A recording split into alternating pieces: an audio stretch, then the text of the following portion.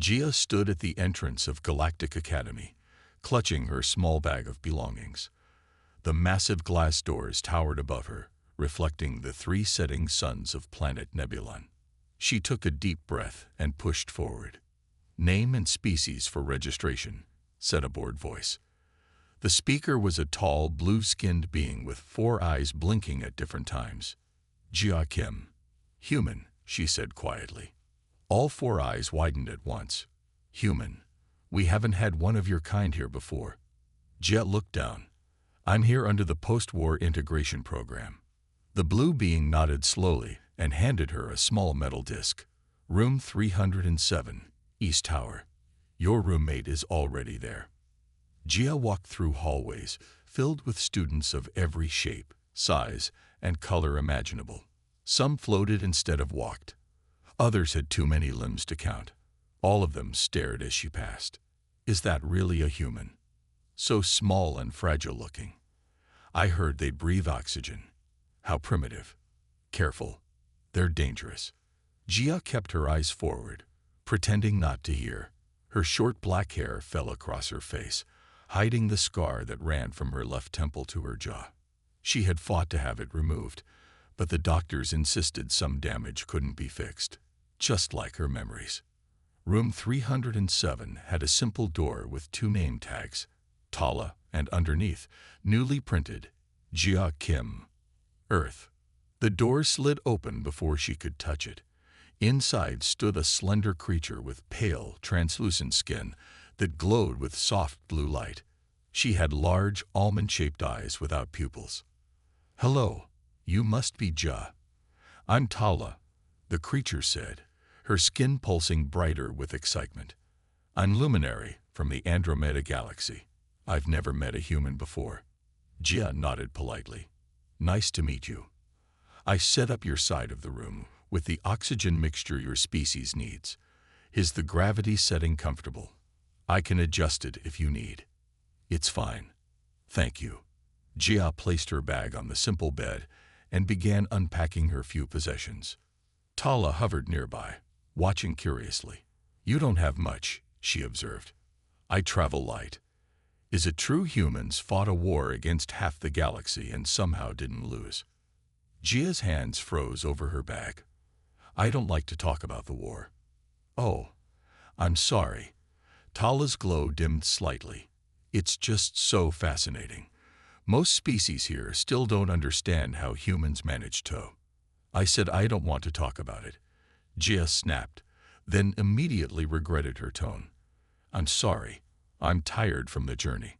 Tala retreated to her side of the room. "Of course. Rest well." That night, as Nebulon's 3 moons rose high in the sky, Jia lay awake. The unfamiliar sounds of the academy surrounded her. Somewhere distant, a group of students were singing in harmonies impossible for human vocal cords. Sleep finally came, but with it came the dreams. Fire, explosions, the desperate faces on her view screen. "There's no other way, Commander Moon." "But there are civilians on those ships." "It's them or Earth, Commander. Make the call." Jia woke with a scream, sitting bolt upright. Sweat soaked her simple sleeping clothes. Across the room, Tala's glow brightened with concern. "Jia, are you ill?" "Just a dream," Jia managed, her voice shaking. "Go back to sleep. Humans have bad dreams. Luminary don't dream at all." "Consider yourselves lucky," Jia whispered. She walked to the window, looking out at the unfamiliar stars. 5 years since the war ended. 5 years since she made the choice that saved Earth and haunted her every night. She had come here hoping for a new start, a place where nobody knew her face or her name. Commander Jia Moon, the Shield of Earth, hero of the Battle of Proxima Centauri. Here, she was just Jia Kim, the only human at Galactic Academy, and she intended to keep it that way. 3 weeks passed at Galactic Academy. Jia kept to herself, speaking only when necessary in classes. She found the alien subjects difficult, but threw herself into the work. It was better than thinking about the past.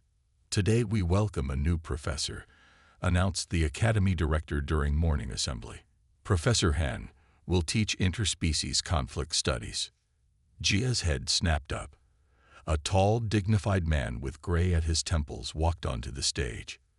Though he appeared human, his slightly blue-tinted skin revealed his half-Andorian heritage. Their eyes met across the crowded hall. Han showed no reaction, but Jia felt her heart pound. She knew him, and worse, he knew her. I look forward to teaching all species about the difficult path to peace, Professor Han said smoothly. His eyes moved away from Jia, as if he had never seen her before. Later that day, Jia sat in the back row of Han's first class. She chose a seat near the door. The Terran Galactic War lasted just 3 Earth years, Han began, but changed the power balance of 12 solar systems. Today, we examine its causes. Jia watched his hands as he activated the... Jia did not go to Professor Han's office. Instead, she avoided him for 3 days, taking different routes between classes and sitting far from his desk. But she couldn't avoid the notice posted on every screen in the academy. Annual War Memorial Ceremony. Attendance mandatory for all students. What's this about? Jia asked Tala as they read the notice. Every year, the academy honors those lost in the war, Tala explained, her skin glowing softly blue. Each species sends a representative to light a candle for their fallen. Jia felt cold. I won't go. You must, Tala said. You're the only human. You have to represent Earth. Jia tried to get permission to skip the ceremony. She went to the academy director, a tall being with skin like polished stone. I can't attend for personal reasons, Jia pleaded. All species must be represented, the director said firmly. It is about healing, about remembering together. Earth must have its candle. The day of the ceremony arrived. The great hall was dark, filled with students and teachers from all worlds. Jia sat in the back row, wearing the simple black uniform all students wore for formal events. We gather to honor the 15 billion lives lost, the director began. One by one, representatives from each species walked forward to light floating candles. The Meriadian representative was Kyung. His face was solemn as he lit the green flame. When Earth's turn came, Jia walked stiffly to the front. Her hand shook as she lit the blue candle for Earth. So many dead on her world too. So many she couldn't save. Now we view the defining moments of the conflict, the director announced. The hall darkened completely. The walls became screens showing battles, destruction, rescue efforts. Jia stared at her hands, refusing to watch. The turning point came at the Battle of Proxima Centauri, a voice narrated. Jia's head snapped up. No, not this. The screen showed space around a blue star, a fleet of ships, 3 large passenger carriers caught in the battle. A lone human pilot made a desperate choice, the voice continued. The image zoomed in on a small fighter ship racing between larger vessels. Jia couldn't breathe. It was her ship, her mission. The maneuver saved Earth's defense line, but resulted in the destruction of 3 civilian transports. The screen showed the explosion, the death of thousands, the victory that came at too high a price. Jia stood up suddenly, gasping for air. The room spun around her. She couldn't see, couldn't think. Jia, Tala called, concerned. But Jia was already stumbling toward the exit. Just before reaching it, she collapsed to her knees. Strong hands caught her. Professor Han. I've got you, he said quietly, helping her out of the hall. In the empty corridor, Jia sank to the floor, shaking. You should have warned me, she whispered. Would you have come if I had? Han asked. No. Han sat beside her. It's been 5 years, Commander. Don't call me that, Jia hissed. I'm not that person anymore. You can't run from who you are. Jia looked at him with pain in her eyes. I killed them. All those people on those transports. You saved millions more, Han said gently, including me. Back in the ceremony, the footage continued. Students whispered among themselves. Did you see the human's reaction? She completely lost it. Right when they showed Proxima Centauri. When Gia finally returned to her room that night, Tala was waiting.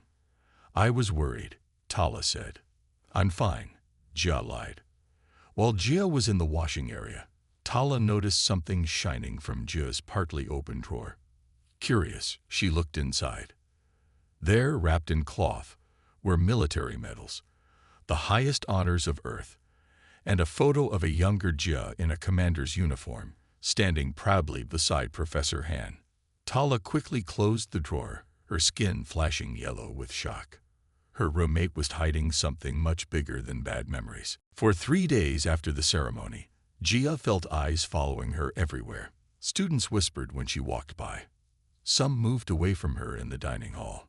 Tala asked no questions but watched Gia with new caution in her glowing eyes. Only Kyung still sat with her during xenobotany studies. They worked in silence with the plants, a small comfort in Jia's increasingly uncomfortable life. The Terran night lily is dying, Kyung said, touching a wilting black flower. It needs darkness to grow, Jia explained. Too much light here. Sometimes, Kyung said slowly, things are not what they seem. Jia looked up, sensing a deeper meaning. Kyung's large eyes were studying her intently. That evening, Jia returned to her room to find Kyung waiting outside her door. We need to talk, he said. His voice was cold. About what? Jia asked, though her stomach tightened with fear. Not here. Meet me in Lab 7. It's empty this hour. 20 minutes later, Jia entered the dark laboratory. Kyung stood by the window, his green skin silver in the light of Nebulon's moons. I know who you are, he said without turning. Jia froze. I don't know what you mean. Kyung turned, his eyes hard. Commander Jamun, the Shield of Earth, the pilot who destroyed the civilian transports at Proxima Centauri. The air left Jia's lungs. How did you? I've been searching the human military records since you arrived. Your face is older, your hair different. But the eyes are the same. Jia didn't deny it. There was no point now.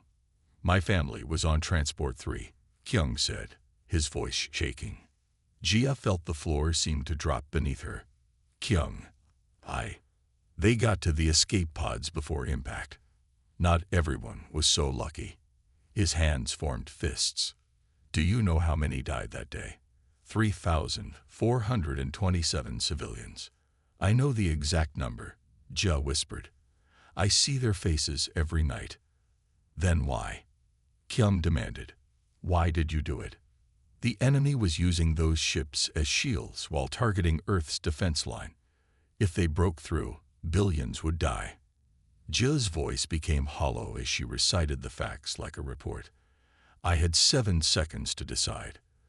The transport's engines were locked on course to Earth's atmosphere. They were going to be used as weapons. So you shot them down first. Yes. The word came out broken. Kyung stepped closer, anger in every line of his body. My parents still have nightmares. My little sister lost her leg. Tears filled Jia's eyes. I never wanted anyone to die. But they did die. Because of you. Yes. The simple admission hung in the air between them. Suddenly, the lab door slid open. 2 security officers stood there with glowing badges. We'd received reports of a disturbance, one said, eyeing Kyung suspiciously. Before either could speak, Professor Han appeared behind the guards. No disturbance, he said calmly. Just 2 of my students having a discussion about their project. The guards hesitated, then nodded and left. Han looked between Kyung and Jia. So now you know, he said to Kyung. You knew? Kyung asked Han. I served under Commander Moon during the war, Han explained. She saved Earth, and me, multiple times. She's a war criminal, Kyung said bitterly. No, Han replied firmly. She's a soldier who made the only choice available in an impossible situation. One the enemy deliberately created. Kyung looked at Jia again, conflict in his eyes. The Academy needs to know who's living among us. And then what? Jia asked softly. Will punishing me bring back the dead? Will it heal your sister's leg? Kyung had no answer. He pushed past both of them and left. He'll tell everyone, Jia said, defeated. Perhaps, Han agreed. But perhaps not. He has his own healing to do. Jia stared out at the stars. Her secret was unraveling quickly now. There would be no more hiding. By morning, Jia's message pad beeped with an official notice. Report to administration office immediately. She walked through the academy halls, aware of the stairs following her. News traveled fast. Outside the administration office, Professor Han waited. I'll go in with you, he said. Inside, the academy director sat behind a large desk. Two other alien officials flanked him. Ms. Kim, the director began, then stopped. Or should I say Commander Moon? Jia stood straight, her military training showing through. Either is correct, sir. We knew you served in Earth's military. That was part of your admission file. The director's stone face showed no emotion. But we did not know your specific role in the war. Would you have accepted me if you had known? Jia asked. The director didn't answer directly. Several students and 3 faculty members have filed complaints. They say we are harboring a war criminal. Commander Moon acted under orders and saved billions of lives, Han said firmly. That is one perspective, said a thin, bird-like official. Others see the Proxima Centauri incident differently. I don't deny what I did, Jia said quietly. I live with it every day. The question now, the director continued, is whether you can remain at this academy. This institution was founded to promote peace between species. With respect, Han interrupted. What better symbol of that mission than Commander Moon? She has put down her weapons and seeks understanding. The director studied Jia for a long moment. We will deliberate on this matter. Until then, you may continue your studies but are restricted from public academy events. As Jia left the office, she found Tala waiting in the corridor. Is it true? Tala asked, her skin pulsing with anxious light. The things they're saying about you. Jia nodded slowly. Yes. To Jia's surprise, Tala moved closer rather than backing away. You must have had reasons. I did. But reasons don't bring back the dead. Come with me, Tala said, taking Jia's hand. There are others who want to hear your side. Tala led Jia to a small study room where 4 students waited. They were from different species, a crystal-skinned Novari, a floating kith with tentacles, a furry Wexen, and unexpectedly, Kyung. Why are you here? Jia asked Kyung. I haven't decided about you yet, he said, but I want to understand. We all do, said the Novari student. The war affected all our worlds. For the next hour, Jia answered their questions honestly. About the battle, about Earth's desperate situation, about the 7 seconds she had to make her choice. The enemy commanders purposely put civilian ships in harm's way, she explained. They knew I couldn't shoot, or that if I did, I would be branded a monster. A perfect trap, Kyung said quietly. Later that day, Professor Han requested to meet Jia in the academy gardens. The administration is split on your case, he told her. Some want you removed immediately. Others see value in your presence here. Jia touched a fragile blue flower. Perhaps it would be better if I left. Running won't heal you, Jia. Han sat beside her. I've been tasked with writing the official historical account of Proxima Centauri. Jia looked up sharply. Why are you telling me this? Because I want to include your perspective, the full truth about what happened that day. I've refused all interview requests for 5 years. I know. Han's eyes were kind. But perhaps it's time the galaxy heard from the person who actually had to make that impossible choice. Jia stared at the peaceful garden, thinking of all the beauty the war had destroyed. I'll consider it, she finally said. As the sun set, Jia returned to her room to find a small group of students gathered outside her door. But they weren't there to protest. They were standing quietly, holding small lights. a traditional sign of support on many worlds. Among them stood Tala, her skin glowing brightly. And at the back, partially hidden, was Kyung. The truth was out. But perhaps Jia wasn't as alone as she had feared. A week passed. The academy buzzed with talk about Jia, but she was still allowed to attend classes. Some students moved seats to avoid her. Others watched her with open curiosity. Professor Loon, a six-armed being who taught advanced tactical decision-making, stood at the front of the class holding a glowing orb. "Your final project," he announced, "will recreate famous military decisions using our battle simulators." The orb projected a list of historic battles onto the wall. Jia's heart sank as she read the third item. Battle of Proxima Centauri. Teams will be assigned randomly, Professor Loon continued. When the assignments appeared on their tablets, Jia stared in horror. Her team was assigned Proxima Centauri. "Professor," she said, raising her hand, "I need to withdraw from this class." The room went silent. Everyone knew why. Professor Loon blinked his three eyes slowly. That would mean failing the course, Ms. Kim. Jia stood, mind racing. Then she had an idea. "What if I propose an alternative? I will participate if I can program the scenario myself." Whispers spread through the classroom. "You want to recreate your own battle?" Professor Loon asked, surprised. "Yes, the complete scenario, with all factors included, not just what history recorded." Professor Loon considered this. "Interesting. I accept your proposal." As students filed out, Kyung approached Jia. "I want to join your team." Jia looked at him in surprise. "Why?" "I need to understand what happened. Really understand." His large eyes held no anger now, only questions. Later that day, Jia's full team gathered. Kyung, Tala, a four-armed Seri named Jin, and a small reptilian Drax named Su. "We need to recreate the exact conditions of the battle," Jia explained. "Every ship, every weapon, every decision point." For the next 2 weeks, they worked in the simulator lab. Jia input the positions of Earth's defense fleet, the enemy attack patterns, and the civilian transports. The enemy ships were here, she showed them, placing red markers. They positioned the transports as shields, knowing we couldn't fire without hitting civilians. "What about the transport engines?" asked Su, who understood mechanical systems well. "Locked on course to Earth's atmosphere," Jia explained, "and rigged with explosives."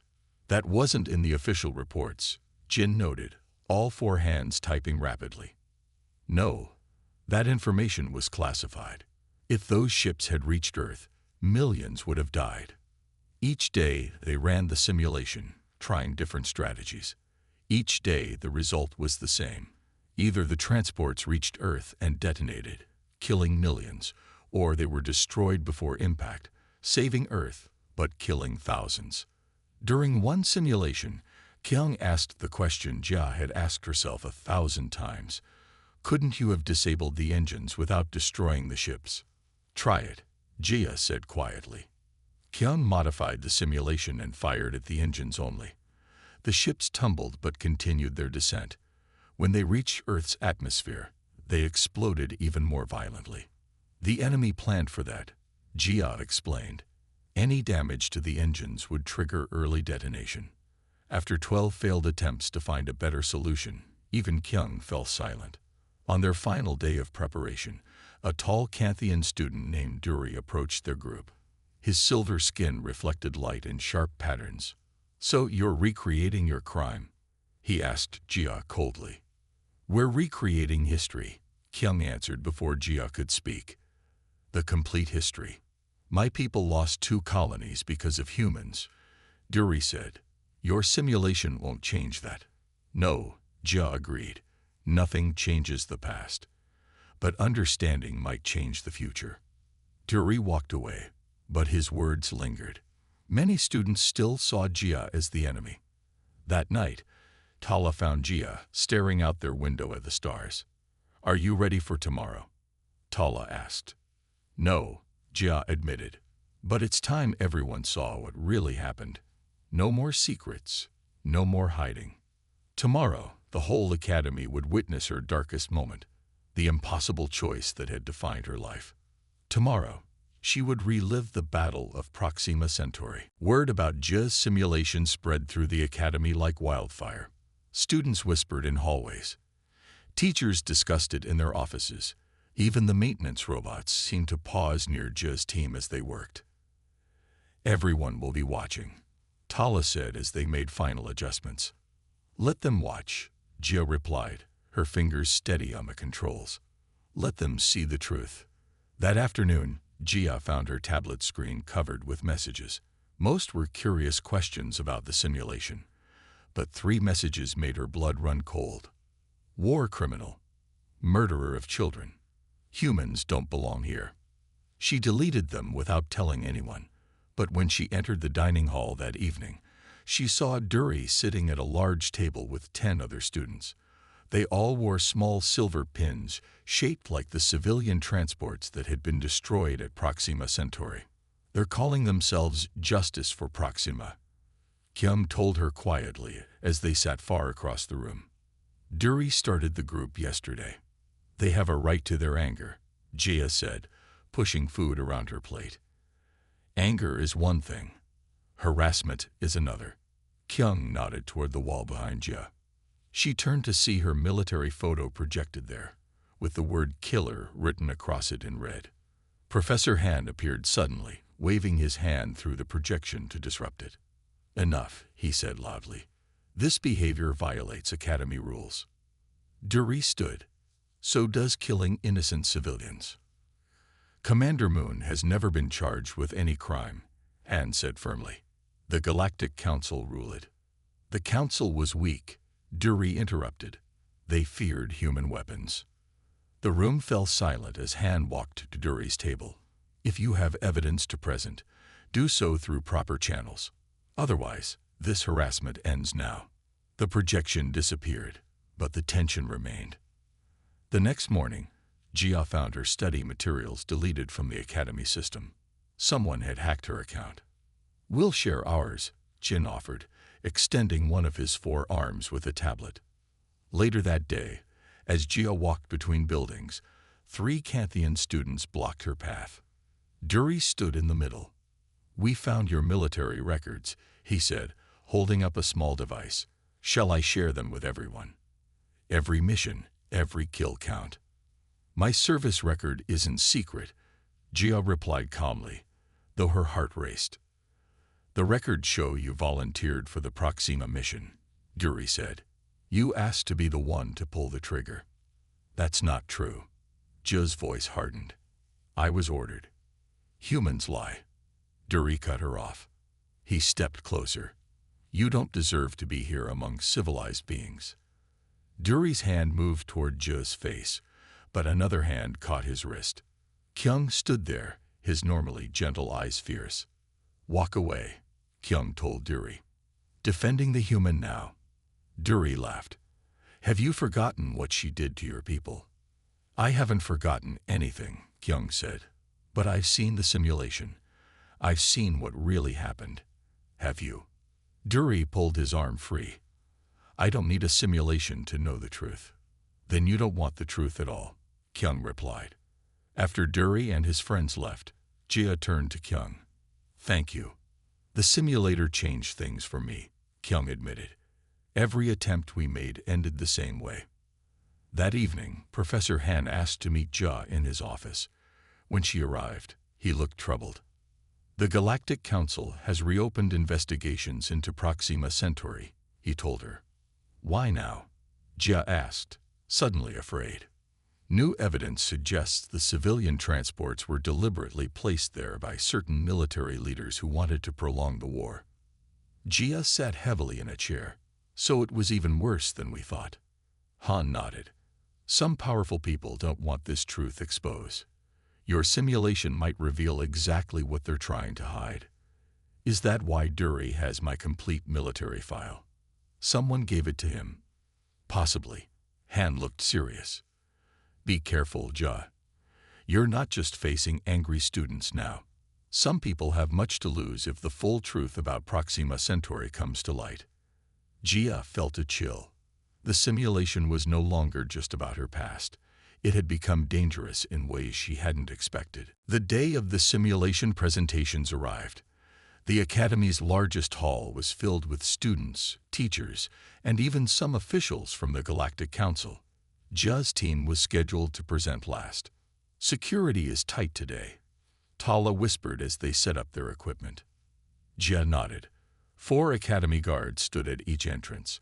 Professor Han had arranged extra protection after the incidents with Duri's group. Team after team presented their simulations of historic battles.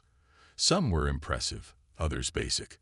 When Ja's team was called, a hush fell over the hall. "Our simulation recreates the Battle of Proxima Centauri," Kyung began, standing tall beside Ja. "We have programmed it using complete military data, including recently declassified information." Gia stepped forward, facing the crowd. Many wore Duri's silver pins. Some glared at her. Others looked merely curious. "What you will see is the exact situation as it occurred," she said, her voice steady. "The complete context of the decision that was made that day." The lights dimmed. The simulation began. The large screen showed space around the blue star of Proxima Centauri.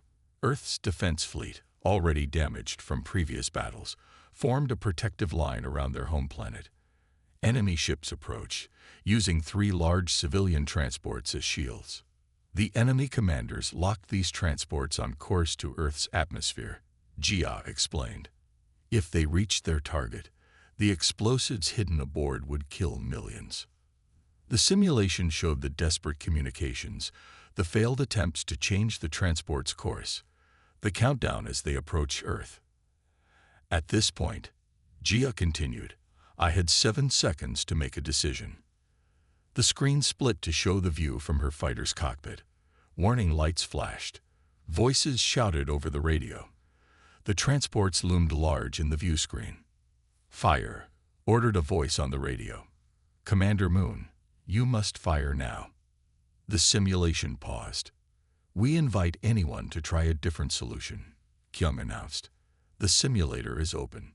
A tall Novari professor stepped forward and attempted to target only the engines. The transports exploded, taking out half of Earth's defense fleet too. A Kith student tried to create an energy barrier. It failed, and the transports reached Earth, detonating with devastating effect. Even Duri took a turn, attempting a complex maneuver to divert the transports. 2 of them still hit Earth, while the third destroyed 3 defense ships. After 15 attempts, no one could find a better solution. "Now I will show you something that was classified until recently," Gia said. She entered a command, and the simulation showed new data, communications between enemy commanders. "They planted spy reports to ensure I would be the pilot sent to intercept," Gia explained. "They knew my psych profile indicated I would choose the option with fewest casualties." The record showed enemy leaders discussing how the incident would be portrayed. Either Earth would fall, or humans would be branded as killers of innocents. Either way, they would win. "They created a perfect trap," Professor Han added, stepping forward. "No matter what Commander Moon did, she would lose something precious." The hall was completely silent when the simulation ended. Even Duri sat still, his silver skin dull with shock. "This is why," Kyung said into the silence. "The Galactic Council has reopened the investigation. Some wanted this truth to stay hidden." As the lights came up, an elderly council member stood. "Based on this simulation and new evidence, the Council has officially reclassified the Proxima Centauri incident as a no-fault tragedy of war, rather than a war crime." Gia felt a weight lift from her shoulders, one she had carried for 5 long years. She looked at her team, Kyung, Tala, Jin, and Su, who had helped her reveal the truth. The applause started slowly, with just a few hands, then spread across the hall. Not everyone joined in. Duri and some others remained seated, their faces troubled, but no longer filled with pure hatred. The truth had been shown. Not everyone would accept it. But for the first time since that terrible day at Proxima Centauri, Gia felt something close to peace. 2 weeks after the simulation, life at the academy had changed for Gia. Students no longer moved away when she entered her room. Some even nodded greetings. The whispers hadn't completely stopped, but they were different now. "Is it strange?" asked Tala one evening in their room, "to no longer be hiding?" Gia looked up from her studies. "Yes, I've been hiding for so long, I'm not sure who I am without the secret." "You're just Gia," Tala said, her skin glowing warmly. "Maybe now you can truly start over." The next day, Kyum found Gia in the gardens where they had first talked. He sat beside her on the stone bench. "I contacted my family," he said quietly. "First time in 2 years." Gia turned to him in surprise. "What did they say?" "My parents are still angry. They may always be." He touched a small blue flower. "But my sister asked about you. She wanted to know if you were sorry." "And what did you tell her?" "The truth, that you carry the weight of that day with you always." Gia nodded, unable to speak past the lump in her throat. "She wants to meet you someday," Kyum added. "Not now, but someday." That small possibility of forgiveness meant more to Gia than the council's official ruling. Later that week, Professor Han called Gia to his office. "I have a proposal," he said. "The Academy wants to offer a new course next term on ethical decision-making and conflict." "That sounds valuable," Gia said. "They want us to teach it together." Han smiled at her shocked expression. "Who better than those who have faced such decisions?" "I'm not a teacher," Gia protested. "No, you're something more valuable. You're a living case study." Gia considered this, teaching others about the realities of war, the impossible choices, the lasting consequences. Perhaps this was why she had survived when so many others hadn't. "I'll do it," she said finally. That weekend, Tala organized a small gathering in one of the Academy's meeting rooms. "A reconciliation circle," she explained to Gia. "My people use these after conflicts." When Gia arrived, she found 20 students from different species sitting in a circle. Kyum was there. So was Jin and Sue from her simulation team. Even Duri sat among them, though he looked uncomfortable. "Everyone here has lost something in the war," Tala explained. "Tonight, we share our stories." One by one, students spoke of homes destroyed, family members lost, futures changed forever. When Duri's turn came, his silver skin rippled with emotion. "My younger siblings never saw our homeworld," he said. "They were born in refugee camps." He looked directly at Gia. "I wanted someone to blame." It was easier than accepting the randomness of war. When it was Jia's turn, she stood slowly. This was harder than the simulation, more personal. "I joined Earth's Defense Force to protect my planet," she began. "I never wanted to harm anyone. But in war, intentions mean little." She spoke of the weight of command, of making choices that cost lives either way, of nightmares that never ended. "I'm sorry," she said finally, looking around the circle. "I'm sorry for all of us, for what we lost, for what was taken from us." After the circle ended, the Academy director approached Jia. "We're establishing a new reconciliation program," he said. "Students from former enemy worlds, studying together, healing together. We would like you to be its first ambassador." As the term ended, Jia walked through the Academy grounds. She was no longer Commander Moon hiding as student Jia Kim. She was both, and neither. She was simply herself, carrying her past openly now. Not everyone had forgiven her. Some never would.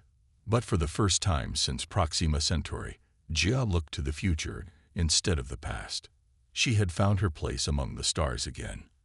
As night fell on Nebulon, she looked up at the 3 moons and felt, at last, that she had come home.